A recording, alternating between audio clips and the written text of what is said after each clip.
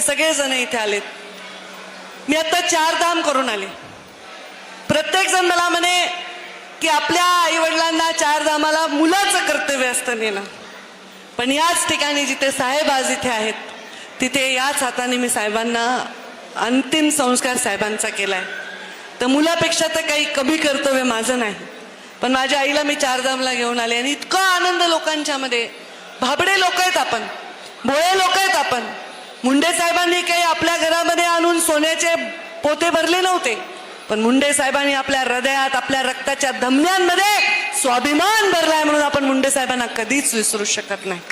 गरीब माणसाला त्याचा पाठीचा कणा जो वर्षानुवर्ष अत्याचाराने वाकला होता त्याला ताट करण्याचं काम जर कोणी केलं असेल तर ते गोपीनाथ मुंडे साहेबांनी केलेलं आहे, म्हणून आपण त्यांना विसरू शकत नाही. जाती धर्माच्या सगळ्या भिंती पाडून ज्यांच्यासाठी अश्रू गाळले आजच्या दिवशी संबंध देशातल्या लोकांनी, त्या मुंडे साहेबांचं आणि त्या लोकांच्या अश्रूचं आणि आमचं नातं रक्ताच्या नात्यापेक्षा श्रेष्ठ नाही का, असा माझा प्रश्न आहे. आज तुम्ही सगळे इथे आलात. मी हात जोडून तुमचं अभिनंदन करते की तुम्ही एवढं प्रेम करता तुमच्या नेत्यावर, आणि तुमचे आभार मानते की तुम्ही माझ्या पित्यासाठी आलात. 12 वर्ष झाल्यावर सख्या आई वडिलांचं सुद्धा जे गोड जेवण घालायला लोक कंटाळ करतात, पण मुंडे साहेबांच्या या गडावर घेऊन तुम्ही, हत्ते साहेब आलेत, तुम्ही स्वतः इथे येता आणि 2 घास प्रसाद घेता आणि आपला पिता जणू आपला बाप स्वतःचा वारला असं लोकांनी मुंडन पूर्ण राज्यभराच्या लोकांनी करून घेतले. हे मुंडे साहेबांविषयी असणारं तुमचं प्रेम आहे. जेवढं प्रेम तुम्ही मुंडे साहेबांवर करता तेवढं मी कर्जबाजारी होते, कारण माझा श्वास तुमच्याकडे गहाण टाकून मुंडे साहेब स्वर्गाला गेलेले आहेत. कारण मुंडे साहेबांना जेवढं तुम्ही प्रेम करता तेवढं तुमच्या जोडे उचलायची क्षमता माझ्यामध्ये येते, तुमच्यासाठी कष्ट करण्याची क्षमता माझ्यामध्ये येते. मला या जीवनामध्ये तुमच्या प्रेमापेक्षा, तुमच्या सन्मानापेक्षा कुठली संपत्ती मोठी नाही. मुंडे साहेबांची आणि वैद्यनाथाची शपथ घेऊन मी तुम्हाला सांग. आज मोदीजींनी आव्हान केलं की इंधनाचा प्रश्न निर्माण होऊ शकतो, इंधनाची काटकसर करा, म्हणून मी हा कार्यक्रम रद्द केला. नाही तर इथं लक्षभोजन असतं, आपल्या डोक महाराजांचं कीर्तन असतं, मोठा मंडप असतो आणि सगळ्या पंचकृषीतल्या मायमाऊल्या सगळे लोक इथे येतात आणि इथे मोठ्या प्रमाणामध्ये आपण मुंडे साहेबांच्या नावाने कीर्तन करतो, अन्नदान करतो. स्वतः अमितभाई शहानी या गोपीनाथ गडाचं उद्घाटन केलंय. सर्व मंत्रिमंडळ तेव्हा उपस्थित होतं. या देशामधले सगळ्यात मोठे नेते या गडावर येऊन गेलेत. आता फक्त राहिलेत आपले मोदीजी. आता भविष्यात तुम्ही काय चांगला एखादा इथे प्रसंग घडून मोदीजी इथे यावे हीच आता इच्छा आहे की आज मोदीजींच्या आव्हानासाठी आम्ही इथे आलो. मला तो दिवस 3 जूनचा सोपा वाटतो, पण 2 जूनची रात्र मात्र फार फार कठीण असते. मी, माझी आई, प्रीतमताई, आम्ही दोन्ही लेकरं, आम्ही काल रात्री आम्ही इथे बसलो होतो आईजवळ.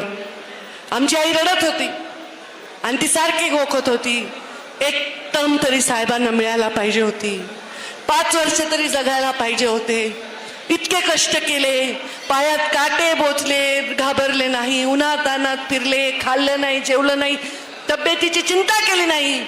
ज्या माणसाला सत्तेवर बघण्यासाठी देश प्रतीक्षा करत होता, देवाने असं न्यायला नाही पाहिजे होतं.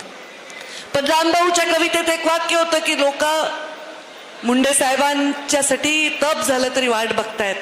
आई साहेब म्हणाल्या, मुंडे साहेब देवाऱ्यात जाऊन बसले. मी माझ्या आईला नेहमी सांगते, आयुष्य हे लांब नसावं, आयुष्य हे मोठं असावं. तर माझ्या बापाचं आयुष्य एवढं मोठं होतं की माझा बाप आता देवघरात लोकांच्या जाऊन बसला. आता त्यामुळे तुमचं त्यांचं नातं माझ्यापेक्षा मोठंच आहे.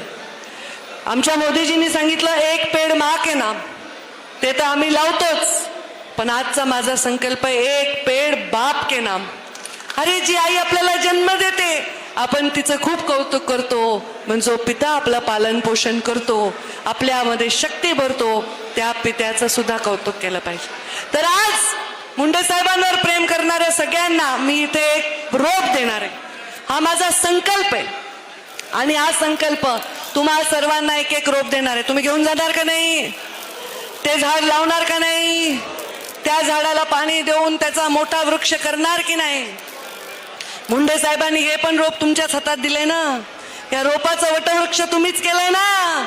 मग आता प्रत्येकाने या संकल्पातून प्रत्येकाने जे मी आयुष्यामध्ये खातं सांभाळलं तो संकल्प माझ्यावरून मुंडे साहेबांवर प्रेम करणाऱ्या लोकांनी पुढे नेला.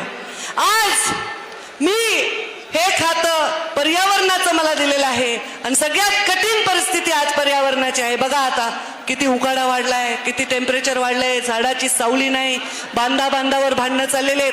अशा वेळी आपल्याला पर्यावरणाचं रक्षण करायचंय आणि त्यामुळे प्रत्येकाने आता जला कार्यक्रम करायचा आहे. मी संकल्प स्वतः घेते आणि तुम्हाला देते. एकच संकल्प नाही, अजून संकल्प आहे. पहिला संकल्प एक बाबा ए गपना, काय तुला काही नाही, कुणी कुणाला बसू नका, उठू नका, बसा ना, मागून पण चांगलं दिसायलंय. मी संकल्प सर्वांना देते. इथे जे काम करणारे आहेत ना, एसी वाले वगैरे, शांत बसा. अजून आमचे लोक उन्हाळ्यातलेच आहेत, त्यांना काही फरक पडत नाही. मी संकल्प घेते आज की तुम्ही इथून माझ्या एक एक गोपीनाथ गडाचा प्रसाद म्हणून एक वृक्ष घेऊन जा. तुमच्या घरामध्ये कोणाचाही वाढदिवस असेल, तुम्ही किमान 11 झाडं लावा, किमान तुमच्या परिस्थितीप्रमाणे. नुसते लावू नका, ते वाढवा. तुमच्या घरी काही दुःख झालं असेल, तुम्ही गोड जेवण करता तेव्हा सुद्धा प्रत्येक वालेल्या माणसाला एक वृक्ष द्या. आणि त्या वृक्षाची सावली तुमच्या पुढच्या पिढीसाठी आहे, लक्षात ठेवा. पहिले लोक संपत्ती देत होते, मालमत्ता देत होते, जमीन देत होते, जायदाद देत होते. आता आपण जो प्रत्येक श्वास घेतोय तो आपण पुढच्या पिढीपासून हिरावून घेतोय. ही जबाबदारी आपल्या सर्वांची आहे. त्यामुळे इथून तुम्ही सगळे झाड घेऊन जाणार आणि प्रत्येक महत्वाच्या दिवसाला तुम्ही वृक्षारोपण करणार. 3 जून आणि 12 डिसेंबर आणि दसऱ्याला सुद्धा आपण आता आपला संकल्प आहे. जग काय करेल मला माहित नाही. माझ्यावर मुंडे साहेबांवर प्रेम करणाऱ्यांना संकल्प आहे की तुम्ही आता ते वृक्षारोपणाचा संकल्प माझ्यापासून पुढे न्यायचा. मी एकटीने लावून तुम्हाला श्वास मिळणार नाही, ऑक्सिजन मिळणार नाही. करणार. दुसरा संकल्प, मुंडे साहेब कोण होते? कोण होते? लोकनेते होते. त्याच्या आधी कोण होते? मुख्य काय? शेतकरी होते. मुंडे साहेबांच्या राजकारणाची सुरुवात कशी आहे? शेतीवर, शेतकऱ्यांवर अन्याय झाला तर ते उठवायचे, ते त्याच्यासाठी लढायचे. पहिला मोठा विक्रमी मोर्चा जर नागपूरमध्ये शेतकऱ्यांच्या कर्जमाफीचा कोणी नेला असेल इतिहासात, तर गोपीनाथ मुंडे नावाच्या या तुमच्या लेकरांनी. मुंडे साहेब शेती करायचे. आता मी पण असं ठरवलंय की रासायनिक नसलेली शेती मी करणार. हा माझा संकल्प आहे. कारण मी जर जे केलं तर तुम्ही कॉपी करता. काय ताईनी जी गाडी घेतली ती गाडी घ्या वाटते. आता माझ्यासारखे कपडे तुम्ही घालत नाही, नशीब. पण ताईने गॉगल घालून फोटो काढला, तुम्ही गॉगल घालून फोटो काढता. ताई अशा वळल्या तशा वळल्या, सगळं करता की नाही? मुंडे साहेबांसारखं करता. मग मी जे करेल ते तुम्ही करणार. म्हणून मी ठरवलंय की रासायनिक खतांशिवाय शेती करायची. पहिल्या वर्षी मला नुकसान होईल समजा, पण जैविक शेती किंवा नैसर्गिक शेती मी करणार आहे. मुंडे साहेब शेतकरी होते. आज मातीची जी अवस्था झालेली आहे, पाण्यामध्ये जे प्रदूषण आहे ते उद्योगापेक्षाही जास्त हे शेतीमधल्या रासायनिक खतांमुळे. आणि मी स्वतः आज थोडं ऊन उतरू द्या, कारण मला पुन्हा मुंबईला जावं लागते, फॉरेनर लोकांबरोबर भेटावं लागते, तिथं मी जरा बरी दिसले पाहिजे. ऊन उतरलं 4:15 मी नांगरणार आहे. आज मी ट्रॅक्टर चालवणार आहे स्वतः. त्यामुळे तुम्ही सगळे शेतकरी आहेत आणि मी शेतकऱ्यांचा आवाज चढवणार. पण मी शेतकरी कधी होणार? मी नुसता गप्पा आणून चालत नाही. मुंडे साहेबांनी शेतात काम केलंय, मुंडे साहेबांनी कष्ट केलेत म्हणून त्यांना ते दुखतंय. माझं हे राहिलं होतं या सगळ्या धकाधकीत. मी स्वतः आज जाऊन माझं शेत नांगरणार आहे आणि शेतकऱ्याच्या ज्या दुःखांसाठी मी आवाज उचलला, शेतकऱ्यांना प्रचंड विमा दिला, ज्या जगामध्ये आपल्या सत्कार झाला आपल्या बीड जिल्ह्याचा, आपल्या कलेक्टरचा, हे सगळं केलं. पण तरी जावे त्याच्या वंशा तेव्हा कळे ते काय भोग आहेत हे स्वतः भोगल्याशिवाय मी कळू शकत नाही. म्हणून मी आजपासून शेती करणार. आणि दरवर्षी 12 डिसेंबरला मी सकाळी 5 वाजता उठून इथल्या कार्यक्रमाच्या आधी माझ्या ऊसतोड कामगारांबरोबर फडात जाऊन ऊस तोडणारे हा माझा संकल्प. नुसत्या गप्पा मारून मी हेलिकॉप्टरमध्ये फिरून तुमचं मी करत नाही नेतृत्व, तर तुमच्या पायात मोडलेल्या काट्याच्या वेदना सुद्धा मी घेते. हे माझं आणि तुमचं नाते, हे मुंडे साहेबांचा मला आदेश आहे, त्यामुळे मी हे करणार आहे. आता तुम्ही म्हणताल तुम्ही 12 महिने ऊस तोडा, हे जे ट्रोलवर वगैरे असतात म्हणतील, पण मी 12 महिने ऊस तोडून तुमचं चालेल का? मी तयार आहे. जायचं का मग? नाही. तर मी हे माझ्या कष्टकऱ्या लोकांसाठी करणार. माझा प्रत्येक श्वास हा त्या वंचित आणि पीडितांसाठी आहे आणि त्यांच्यासाठी माझा प्रत्येक क्षण न क्षण मी कष्ट करणार. आणि म्हणून हा माझा संकल्प आहे. या संकल्पामध्ये तुम्हाला एक संकल्प देते, तुमच्यापेक्षा लहान माणसाचं काम करा. फार वाईट दिवस येऊ शकतात ना, थोडे दिवस. जगात युद्धजन्य परिस्थिती आहे, पेट्रोल नाही आहे, डिझेल नाही आहे, इंधन नाही आहे, पाण्याची पाऊस लांबला, पाण्याचा प्रश्न आहे. तर तुमच्यातली माणुसकी जागृत करा, हे पण नेत्याचं काम. भांडू नका. प्रत्येक आपल्यापेक्षा जो क्षीण आहे, दुर्बल आहे, त्याची मदत करा. तेच मुंडे साहेबांना खरी श्रद्धांजली आहे. हे संकल्प आज मी तुमच्या सर्वांसमवेत सांगत आहे.